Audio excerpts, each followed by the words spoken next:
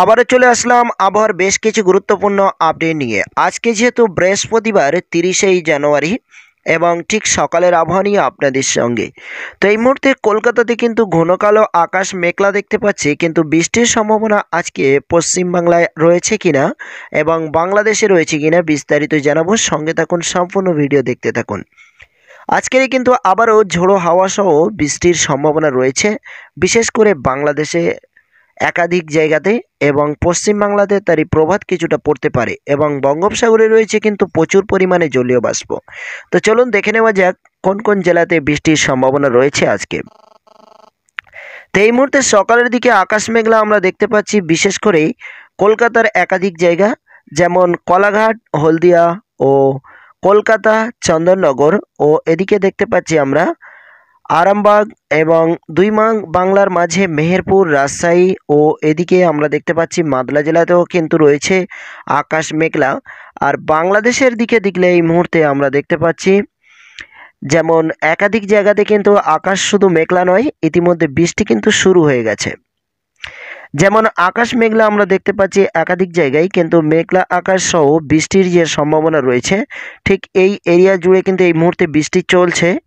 তো যে এরিয়া ধরে বৃষ্টিটি চলছে আমি মার্ক করে আপনাদেরকে দেখিয়ে দিচ্ছি। দেখুন, ঠিক এখান থেকে এই এরিয়া জুড়ে কিন্তু বৃষ্টি ইতিমধ্যে শুরু হয়ে গেছে। যেমন আমরা দেখতে পাচ্ছি সিরাজগঞ্জে কিন্তু বৃষ্টি কিন্তু চলছে ইতিমধ্যে, এবং সাথে সাথে কিন্তু আরও কোনো কোনো জায়গাতে বৃষ্টি রয়েছে। তো বৃষ্টির পরিমাণ কি রয়েছে একটু আপনাদেরকে দেখিয়ে দেব।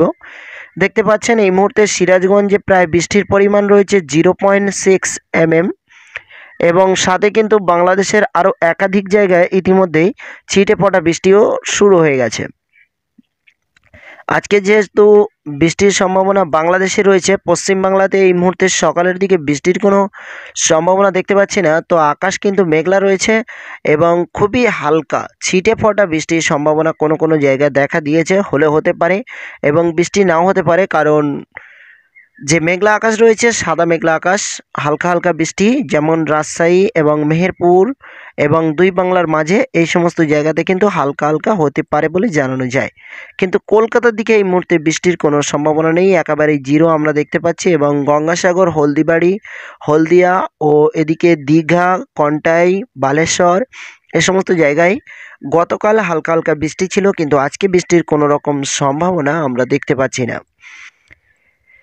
বাংলাদেশের দিকে দেখলে ঢাকা ও এদিকে আমরা দেখতে পাচ্ছি সিরাজগঞ্জ ও ময়মনসিংহ ও সিলেট বিভাগে কিন্তু আজকে ভারী বৃষ্টির সম্ভাবনা রয়েছে, আর সাথেই ঝোড়ো হাওয়া রয়েছে কিনা জানিয়ে দেবো। সঙ্গে থাকুন, সম্পূর্ণ ভিডিও দেখতে থাকুন।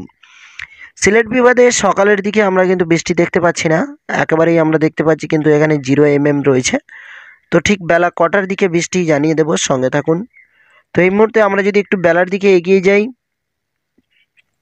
যেহেতু বেলা 10টা 11টার দিকে যদি যাই তাহলে আমরা দেখতে পাচ্ছি বৃষ্টির পরিমাণ কিন্তু ময়মনসিংহ থেকে শুরু করে ঢাকা ও এদিকে আমরা দেখতে পাচ্ছি ফরিদপুর ও এদিকে সিরাজগঞ্জ এবং এ সমস্ত জায়গাতে কিন্তু বৃষ্টির সম্ভাবনা ধীরে ধীরে আরও বাড়ছে, এবং যশোরেও কিন্তু বৃষ্টির সম্ভাবনা রয়েছে। এই সকালের দিকে বৃষ্টি চলছে। তো এই মুহূর্তে যদি আপনারা এ সমস্ত জায়গাতে ভিডিও দেখে থাকেন তাহলে কমেন্ট করে জানিয়ে যাবেন যে সেখানে বৃষ্টি এই মুহূর্তে চলছে কিনা, এবং এদিকে আরও কোন কোন জায়গা থেকে দেখছেন ভিডিও, কোন কোন জেলা থেকে অবশ্যই কমেন্ট করে জানাবেন। পরবর্তী থেকে সেই সমস্ত জেলার আপডেটগুলো তুলে ধরার চেষ্টা করব। তো এই মুহূর্তে আমরা দেখতে পাচ্ছি ধীরে ধীরে কিন্তু বৃষ্টি অগ্রসর হয়ে চলে যাচ্ছে সিলেট বিভাগের দিকে, এবং বিশেষ করে বাংলাদেশের একাধিক জায়গায় আজকের কিন্তু বৃষ্টির সম্ভাবনা রয়েছে ভালো পরিমাণে। এদিকে একটু বেলার দিকে, বেলা যেমন আমরা দেখতে পাচ্ছি মানে সন্ধ্যা 9টার দিকে আমরা দেখতে পাচ্ছি কিন্তু সিলেট বিভাগে ভারী বৃষ্টির সম্ভাবনা রয়েছে, যেখানে 0.6 mm বৃষ্টি। এবং এদিকে কিশোরগঞ্জেও আমরা দেখতে পাচ্ছি কিন্তু বৃষ্টির সম্ভাবনা রয়েছে, ভারী বৃষ্টি, এবং ঢাকাতেও কিন্তু ভারী বৃষ্টির সম্ভাবনা রয়েছে। এবং এছাড়া বাংলাদেশের আরও একাধিক জায়গাতে কিন্তু আজকে বৃষ্টির সম্ভাবনা রয়েছে মোটামুটি করে ভালো পরিমাণে, বিশেষ করে সিলেট বিভাগের এলাকাগুলোতে কিন্তু বৃষ্টি রয়েছে। এদিকে পুরোপুরি ময়মনসিংহ, সিলেট এবং এদিকে একাধিক জায়গা বাংলাদেশের এই সাইড ধরে সমস্ত জায়গাতে কিন্তু আজকে বৃষ্টির সম্ভাবনা রয়েছে রাতের দিকে। ও আগামীকাল শুক্রবারের দিকেও কিন্তু রয়েছে এবং আজকে ভোরের দিকেও রয়েছে কিন্তু বৃষ্টি। ধীরে ধীরে আমরা দেখতে পাচ্ছি শুক্রবার সকাল 6টার দিকেও কিন্তু সিলেট বিভাগে প্রচুর পরিমাণে বৃষ্টি রয়েছে। আজকে যেহেতু বৃহস্পতিবার ও শুক্রবার, আমরা যদি দেখি শুক্রবার দুপুরের দিকে যদি দেখি তাহলে আমরা দেখতে পাচ্ছি কিন্তু বাংলাদেশের একাধিক জায়গা যেমন ঢাকা ও ফরিদপুর, এদিকে কুমিল্লা ও এদিকে ফরিদগঞ্জ এবং বাংলাদেশের একাধিক জায়গা যেমন বরিশাল, মতিরহাট ও একাধিক জায়গাতে কিন্তু কালকের বৃষ্টির সম্ভাবনা রয়েছে। আজকে যেহেতু শুরু হচ্ছে এই নিম্নচাপ কিন্তু 3 দিন চলতে পারে, যেহেতু বৃহস্পতিবার শুক্রবার অর্থাৎ শনিবার এই 3 দিন কিন্তু বাংলাদেশের উপরে একটি নিম্নচাপ সৃষ্টি হয়েছে এবং এই নিম্নচাপের ফলে কিন্তু বৃষ্টির সম্ভাবনা 3 দিন রয়েছে। যেহেতু বৃহস্পতিবার শুক্রবার অর্থাৎ শনিবার পর্যন্ত বৃষ্টির সম্ভাবনা রয়েছে এবং রবিবারের দিকে গিয়ে আকাশ কতটা কি পরিবর্তন হতে পারে অবশ্যই জানিয়ে দেব, সঙ্গে থাকুন।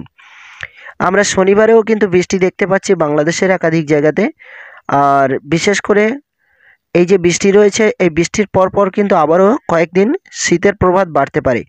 তো শনিবার সন্ধ্যাকালীন পর্যন্ত আমরা বৃষ্টি দেখতে পাচ্ছি এবং রবিবারের দিকে গিয়ে আমরা দেখতে পাচ্ছি আকাশ কিন্তু ক্লিয়ার হয়ে যাচ্ছে এবং বৃষ্টির সম্ভাবনা তেমন একটা থাকছে না আর।